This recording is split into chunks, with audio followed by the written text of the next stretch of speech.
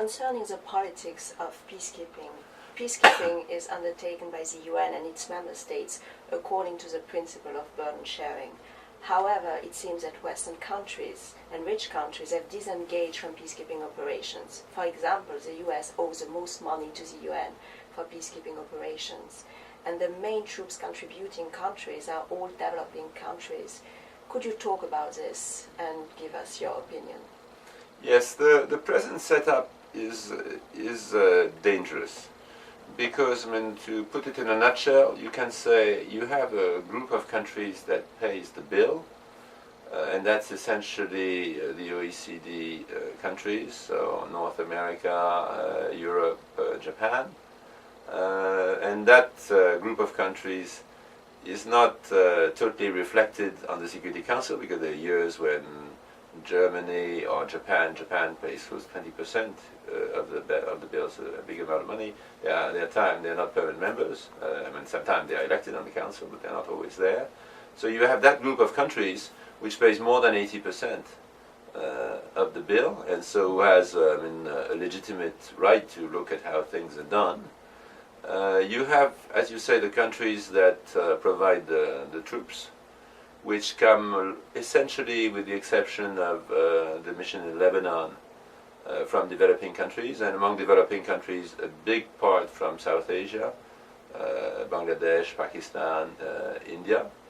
And then you have the troops, the countries that make the decisions, which is the Security Council, where, as I said, some of those who pay the bill are represented. Some of those who provide the troops are sometimes represented, but at the moment India is on the Security Council, but it's not always the case. So it's a dangerous arrangement at a time when the peacekeepers are expected to take more risks, because there's no question that if you take a more proactive stance, for instance, in protecting civilians, it's riskier. That means patrolling, going out at night, establishing mobile operating bases, being there on the road, looking for where there is trouble, and to stop it. It's not as safe as staying put in a camp.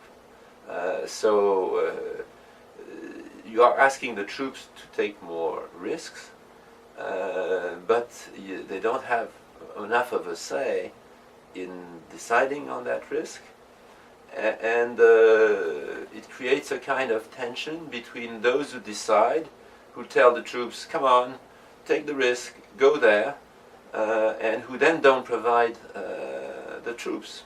When I see a situation, like it's not a UN situation, but in Somalia, it's a very difficult situation, because it's urban warfare, it's terrorism. There's nothing that an army hates more than that. It's extremely difficult to handle. Now, it's an African Union mission, with troops from countries that do not have the strongest militaries. Some are just recovering from conflict, like Burundi.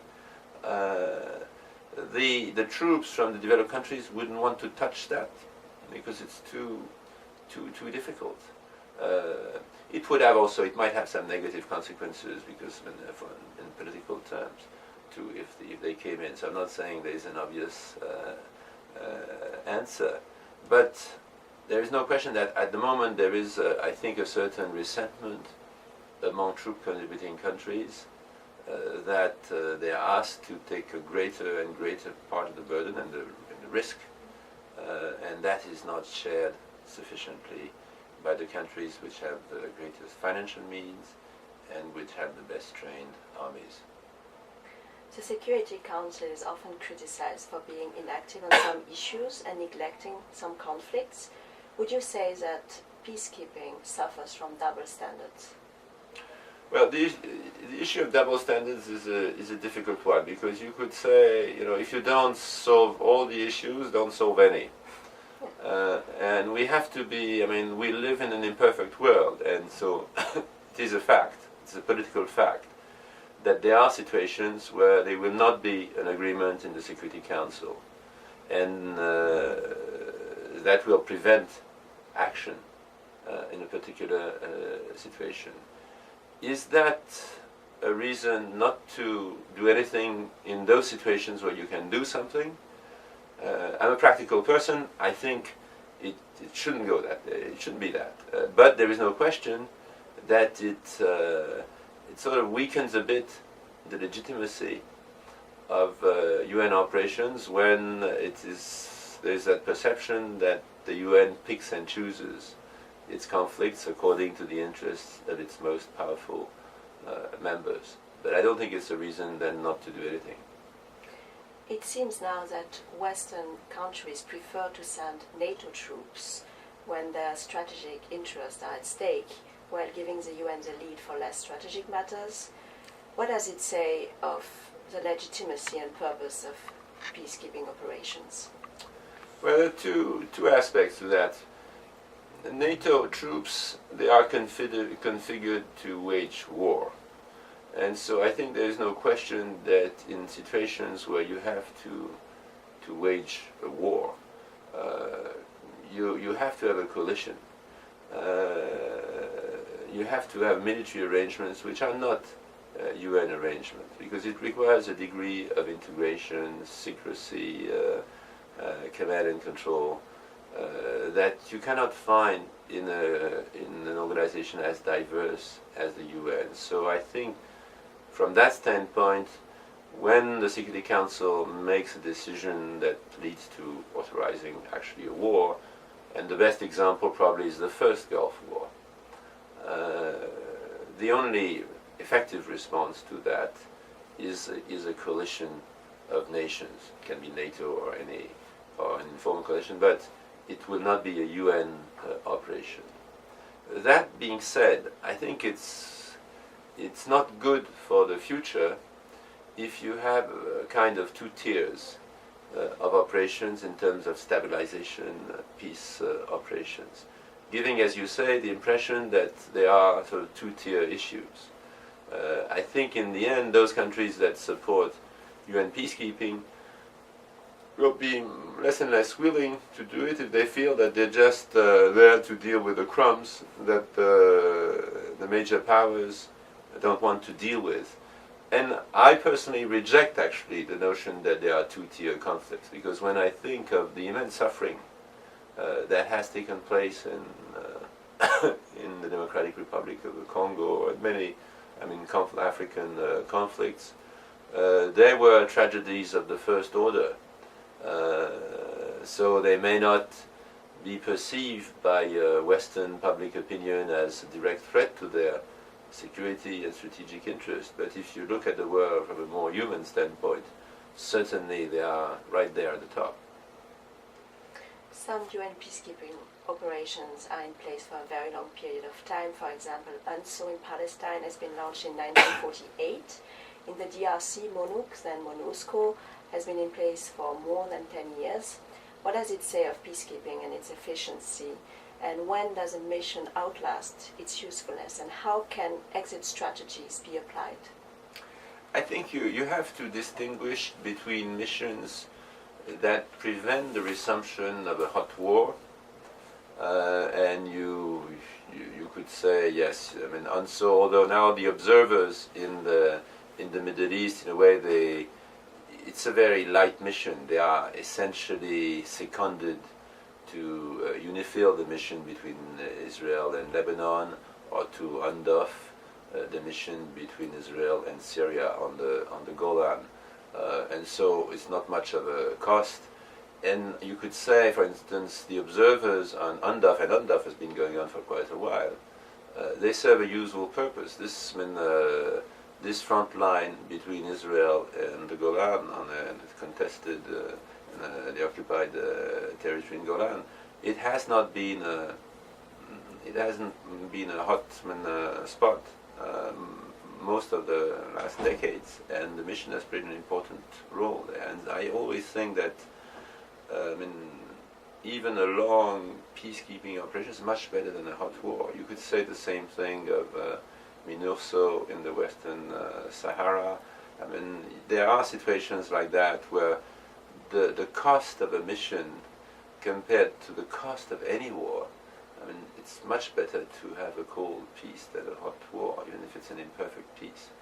Now, you mentioned MONUSCO, you mentioned the successor of MONUC in the Democratic Republic of the Congo. These very big missions, costly mission, and the cost of UNDOF, the cost of UNSO is minimal. The cost of MONUC is quite high. It's $1 billion or more per year. I think there we have to accept that a peace operation with the kind of ambitious goals that we've been discussing, post-Cold War goals, there is a window of opportunity. And so the UN needs to make a difference in the first 6-7 years of that mission. And after that, we have to recognize that even if that force is working for the good and doing good things, it will be less and less welcome. It may be under the UN blue flag, but even that flag will be seen at some point as an encumbrance. And so it's a dilemma, because I would be the last to say that MONUSCO is not playing an important role today in the Democratic Republic of the Congo. It's an element of stabilization in places where security forces are still fragile, where political institutions need to be consolidated. There are all sorts of ongoing issues. I see a very useful role for MONUSCO, but I think that inevitably, when you've been around for a long time, there is disappointment, frustration, and eventually hostility. You've seen it in Haiti too, where certainly the mission plays a very important role. But the leadership of Haiti has recognized it. But you see you see the stirrings of anti-MINUSTA movements. Concerning abuses and accountability in peacekeeping operations, reports of abuses committed by peacekeepers are more frequent now. And in Haiti, for example, people are protesting against the presence of UN peacekeepers. In the DRC, peacekeepers are involved in the trafficking of natural resources. And just recently, a Dutch court ruling has called into question the immunity of peacekeepers. Could you talk about this and a way to put an end to these abuses? I think those situations in fragile countries where you have people with guns in a position of power, who may not necessarily come from rich countries, but compared to the poor people they are meant to help, they are the rich and powerful. In broken societies, it's extremely dangerous. The possibility of abuse of power is high. I don't know if there are more abused today than before. I think we begin to know more about what's going on. And it's a good thing that we know more. I think the first step is to know what's going on. And there has been an effort in the UN to have more channels so that we would not be blind on what is going on. Now, how do you stop that? I think there's an element of training, but of leadership, that you have to tell, every person who deploys, you are there to help people. The least you can do is do no harm. And so you have to give every soldier, every policeman, every civilian a sense of what he or she is there for. And I don't think that's always done systematically enough. But you also need to have discipline. And discipline in army, it needs to be enforced by the army itself, because the strength of an army is the esprit de corps. And so it's very difficult to enforce discipline from the outsiders. I'm all in favor of having more investigators, all of that, but I think it will always be difficult for outsiders to get to the bottom of the truth, especially for sexual crimes. We see even in developed countries that this is the area of crime with the lowest level of convictions, because it's hard to to have the evidence. Now, when you and these are places where you have professional medical facilities, where you can go to a police station if you have been a victim. There, everything is in place, and yet it's difficult. Now, if you look at a situation like Congo, where the medical facilities will be absent, where the police station is sometimes more a threat than a place where you would want to complain, then the external normal legal process to convict will be very hard. So the discipline has to start with military justice. There were very good proposals made by the ambassador of Jordan, who prepared Prince Zayed, who prepared a report for Secretary General Kofi Annan at my request on those issues, with concrete measures, court-martial on the ground, not thousands of miles away, follow-up, repatriation of units, working with troop contributors, but asking them to take a tough stance. I think there has been a great resistance of troop contributors, and we haven't. There was some progress, but we need to. I think the pressure needs to continue. In the long run, the real answer is, of course, to have the rule of law in the country itself. And in Congo, there have been efforts to have mobile courts, to create accountability through a Congolese system of justice.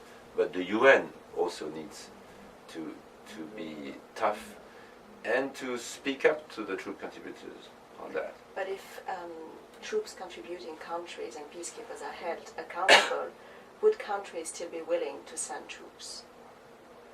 When I was in charge of peacekeeping, I told my interlocutors, look, if a soldier is convicted of a crime, it's not a blot on the reputation of your country. What would be a blot was if you looked the other way.